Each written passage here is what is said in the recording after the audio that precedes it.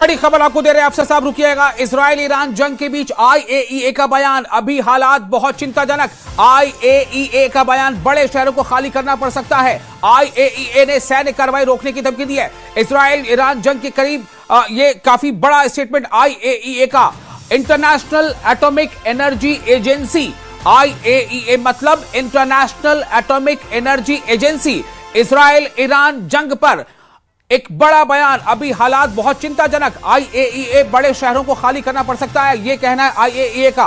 IAEA ने सैन्य कार्रवाई रोकने की अपील की है। यह बहुत बड़ी खबर है। इसका मतलब कहीं ना कहीं वही है जो अभी डॉक्टर जाकिर आप कह रहे थे कि हो सकता है कि कहीं ना कहीं इंटरनेशनल एटॉमिक एनर्जी एजेंसी का यह कहना है। अंतर्राष्ट्रीय परमाणु ऊर्जा अभिकरण एक स्वायत्त विश्व संस्था है जिसका उद्देश्य विश्व में परमाणु ऊर्जा का शांतिपूर्ण उपयोग सुनिश्चित करना है। यह परमाणु ऊर्जा के सैन्य उपयोग को किसी भी प्रकार रोकने में प्रयासरत रहती है। तो आईएईए अगर इसको लेकर के अलर्ट कर रहा है, इसका मतलब क्या है? डॉक्टर जाकिर, मैं आपके पास आ रहा हूं। अभी कुछ देर पहले आप कह रहे थे कि इसराइल के साथ अगर कुछ ऐसी वैसी हुई तो हो सकता है कि इसराइल जो है न्यूक्लियर हमला कर दे ईरान पर। अगर अमेरिका इसराइल का साथ छोड़ता है या अगर अमेरिका इसराइल के मन मुताबिक इसराइल का साथ नहीं देता है तो वो ईरान पर न्यूक्लियर हमला कर सकता है। और इसी बीच ये खबर आ गई कि आईएईए ने चिंता जाहिर की है। इंटरनेशनल एटॉमिक एनर्जी एजेंसी चिंता जाहिर कर रहा है। डॉक्टर जाकिर, कैसे रिलेट कर रहे हैं आप इसे? देखिए, आईएईए जो है वो चीज़ों पे नज़र रखती है, न्यूक्लियर प्रॉब्लम में, इश्यूज पे सारी दुनिया में वो सब जानती है क्या हो रहा है। और एक बात मैं और बता दूं कि इजराइल में एक सिम्पसन प्रिंसिपल है। सिम्पसन, मिस्टर सिम्पसन थे, उन्होंने SIM सिम्पसन ने एक प्रिंसिपल दिया था कि अगर इजराइल अपनी फलाह बहबूद नहीं महसूस कर रहा है तो वो न्यूक्लियर का भी प्रीएम्प्टिव स्ट्राइक कर सकता है। ये बहुत बड़ा स्टेटमेंट लिख के रखा हुआ है इजराइल के मुहाफिज खाने में कि अगर इजराइल सोचता है कि वो खत्म हो रहा है या कोई उसके ऊपर थ्रेट कर रहा है तो न्यूक्लियर प्रीएम्प्शन कर सकता है। तो ये करने में वो पीछे नहीं हटेगा। अब तक की जितनी भी चीजें हैं, चाहे वो खुद खत्म हो जाए चाहे किसी और को खत्म कर दे। और दूसरी तरफ ये आ रहा है कि ईरान भी ये सोचने पे मजबूर हो गया है कि अगर इसको ये लड़ाई लंबी लड़नी है तो इसको न्यूक्लियर वेपन चाहिए। अब खामनाई साहब चले गए थे, खुमैनी साहब और खामनाई साहब दोनों ने ये कहा कि भाई वेपन ऑफ मास डिस्ट्रक्शन जो है इंसानियत के खिलाफ है, इस्लाम इसे अलाउ नहीं करता है, इजाज़त नहीं देता है। इसलिए अभी तक ये 20 साल से लटका हुआ था जिनका प्रोग्राम। नहीं तो किसी भी कंट्री ने दुनिया में 20 साल नहीं लिया है, 5-6 साल। अगर वो ना भी करते, ना भी बनाते तो साउथ कोरिया को 10 बिलियन अगर दे देते तो कई न्यूक्लियर वेपन उनको ले जाके उनके घर पहुंचा देता। तो ईरान इसमें नहीं इन्वॉल्व था। न्यूक्लियर टॉक तो जो था एक बहाना था, उसको ईरान को लाके इसमें इस स्टेज में अटैक करना था, क्योंकि ईरान ही एक ऐसी कंट्री है जो इजराइल को ग्रेटर इजराइल का मंसूबा बनाने में हायल थी। अरब कंट्रीज भी जानती हैं। कल हम आपके साथ ये कह रहे हैं कि कल हम सऊदी अरबिया के बारे में भी इसी तरीके से आकर डिस्कस करेंगे, क्योंकि ग्रेटर इजराइल का जो पार्ट है वो 30 से 35% एरिया सऊदी अरबिया का इजराइल में मर्ज होने की प्रोग्राम है। तो कल हम, तो मेरा सवाल ये डॉक्टर जाकिर सॉरी, अगर आपको ये बात पता है तो ये बात क्या सऊदी को नहीं पता है? क्या वो कल को झांक कर नहीं देख पा रहे हैं? यही तो सबसे बड़ी आयरनी है। वो तो चीख के कह रहे हैं कि हमारा ग्रेटर इजराइल जो है नाइल से लेके जो है सीरिया तक जाएगा, और उसमें सऊदी अरब भी आएगा, सिनाई भी आएगा, जॉर्डन भी आएगा, लेबनान भी आएगा, इराक का कुछ हिस्सा आएगा। ईरान का 1 इंच नहीं आएगा। इराक का 1 इंच नहीं आएगा उनकी ग्रेटर इजराइल में। ठीक है, मैं यहां पर अपने एक और पैनलिस्ट का वेलकम कर दूं। ब्रिगेडियर विजय सागर धीमान हमारे साथ जुड़ चुके हैं डिफेंस एक्सपर्ट के तौर पर। धीमान साहब, आपका बहुत इस्तकबाल है। मैं आपके पास वापस आ रहा हूं, इनकी बात कंप्लीट कर लेते हैं। जी डॉक्टर जाकिर।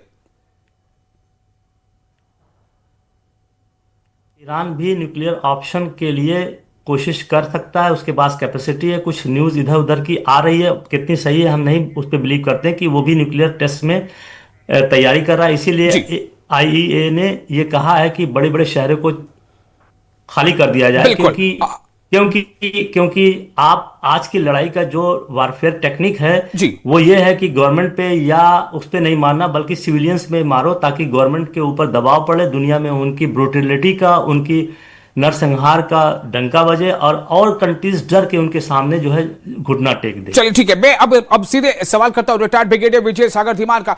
आपसे सवाल ये होगा, IAEA ने एक चेतावनी दे डाली है। वो कह रहे हैं कि जो बड़े शहरों को खाली करना पड़ सकता है। आपको पता है IAEA, आप जानते हैं, इंटरनेशनल एटॉमिक एनर्जी एजेंसी, वो ये कह रहे हैं कि ये बहुत चिंता का समय आ गया है, कुछ भी हो सकता है। मैं आपसे जानना चाहता हूं इस सवाल के साथ साथ अभी तक की जो रीडिंग आपकी है पिछले 2-3 दिनों की, क्या सिचुएशन है? पहले मैं IAEA की बात करता हूं। अगर आपको पता हो, जब अमेरिका ने ऑपरेशन मिडनाइट हैमर किया था जी, एक टारगेट उनका फोर्डू भी था जी, नतांज भी था, इस्फहान भी था। ये तीनों सिटीज हैं। अगर यहाँ पे कुछ होता है तो डेफिनेटली न्यूक्लियर रेडिएशन का प्रॉब्लम है जी, परंतु मैंने जैसे आपको बताया कि वो अंडरग्राउंड थे और वो भी अपना करेक्शन 57 के साथ उनको GBU 57 के साथ उनको डिस्ट्रॉय किया था 300 फुट अंडर द ग्राउंड। तो रेडिएशन लीक शायद नहीं हुआ, हालांकि अमेरिका मानता है कि उसने डिस्ट्रॉय कर दिया है, शायद नहीं भी किया होगा जी। तो ये जो एटॉमिक एनर्जी एजेंसी की जो स्टेटमेंट है, this is a precautionary statement कि आप प्रिकॉशन लीजिए, क्योंकि युद्ध में कुछ भी हो सकता है। आपके एक पैनलिस्ट कुछ बोले, मैं कुछ बोलूं, तीसरा कुछ बोलेगा, वो सारी संभावनाएं हैं। अब सवाल सिर्फ ये है कि कौन सी संभावना ज्यादा है, कौन सी कम है। अभी आपके पैनलिस्ट ने बोला कि देखिए वो 20 साल से कर रहे हैं, वो टाइम गेन कर रहे थे, ये करेंगे। विद ऑल ड्यू रिस्पेक्ट, मैं उससे किसी से भी डिफर नहीं करता, परंतु मेरा जो असेसमेंट ये है कि इस वक्त जो डिप्लॉयमेंट हो चुकी है, जो स्पेशली जून 25 के बाद सीज फायर करने के बाद शुरू की, अमेरिका ने भी और ईरान ने भी। ईरान ने चाइनीज वेपन मंगवाए, एयर डिफेंस रेडार वगैरह वगैरह। इन्होंने अपनी डिप्लॉयमेंट पुख्ता करी with in the Indian ocean, with in the Mediterranean, और बहुत सारे एयरक्राफ्ट कैरियर्स मंगाए, और जो अपनी इनके 19 बेसेस हैं जो मिडिल ईस्ट के अंदर, सबको स्ट्रेंथन किया। तो aim was to wage a war. And Trump जहां पे आया है वो बहुत ही सोचे समझे सुलझे तरीके से आया है, बहुत प्लानिंग करके आया है। और उन्होंने अभी कल ही बयान दिया है कि ये जो वॉर है ये 4 हफ्ते खिंच सकती है। अब 4 नहीं 6 हो सकते हैं, परंतु ये कहना कि ये प्रोट्रैक्टेड चलेगी। अब लोग एग्जांपल देते हैं कि वियतनाम में ये हुआ, अफगानिस्तान में ये हुआ, अपना यूक्रेन में ये हुआ, वगैरह वगैरह, परंतु all those are different ball game. हर सिचुएशन जो है यूनिक होती है। अब बात आती है ईरान की। ईरान के पास क्या है? उन्होंने अपना जखीरा बहुत स्ट्रॉन्ग किया है, मिसाइल्स का, ड्रोन्स का और प्रॉक्सीज का। प्रॉक्सीज मोरलेस न्यूट्रलाइज है हूती को छोड़ के, और उसके अलावा हिजबुल्लाह को भी इजराइल ने डायरेक्टली इंगेज किया हुआ है। अब बात आती है ईरान के पास लड़ने के लिए। हिजबुल्लाह ने भी मिसाइल दाग दिए इसराइल पर, हालांकि इसराइल का यह दावा है कि हिजबुल्लाह ने जो मिसाइल दागे उसे इंटरसेप्ट किया गया। वो अपनी मिसाइलें दाग रहे हैं, मैं बताता हूँ क्यों। पहले हम देख लें उनके पास है क्या। तो वो सब जो चीजें हैं उनकी अंडरग्राउंड साइलोज में है या अंडरग्राउंड टनल में है, जो ईरान का जो नेचुरल ज्योग्राफिकल लेआउट है उसमें वो फेवर करता है। परंतु अमेरिका ने अपने सारे सैटेलाइट्स 24/7 लगा रखे हैं। कहां से मिसाइल एग्जिट हुई, कहां एंट्री हुई, एंट्री एग्जिट पॉइंट सारे मैप कर लिए गए। उनकी बार बार बॉम्बिंग की जा रही है। अगर ईरान के पास मिसाइल है भी तो वो सारी की सारी उनके अंदर टनल्स के अंदर दब के रह जाएंगी, बाहर नहीं निकाल पाएंगे। अभी आप बोल रहे क्या हो रहा है पिछले 3 दिन से, जब से अयतुल्लाह खमेनी को असैसिनेट किया गया है, तो ये एक बहुत ही इमोशनल आउटबर्स्ट है। कोई भी कंट्री दुखी हो जाएगा, कोई भी गुस्से में आएगा और हर किस्म के बयान देगा कि मैं ये कर दूंगा, वो कर दूंगा, परंतु वो उन्होंने करना भी शुरू कर दिया है। और इसमें सबसे बड़ी बात यह है कि जितनी भी उनके अटैक्स हैं वो मिलिट्री पॉइंट ऑफ व्यू से I would call them irrational, but वो रैशनल भी नहीं है। फॉर एग्जाम्पल, उन्होंने GCC कंट्रीज को अटैक कर दिया। अगर आप वहां पे अमेरिकन बेसिस को भी अटैक करते तो भी बात शायद कहीं पे लॉजिक बनता था, जो कंट्री नहीं मानेगा। परंतु दुबई में आपने सिविलियन एरिया, सऊदी अरेबिया में सिविलियन एरियाज में और ओमान में सिविलियन एरियाज में वहां अटैक करते हैं तो ये कंट्री आपके साथ रहेंगे।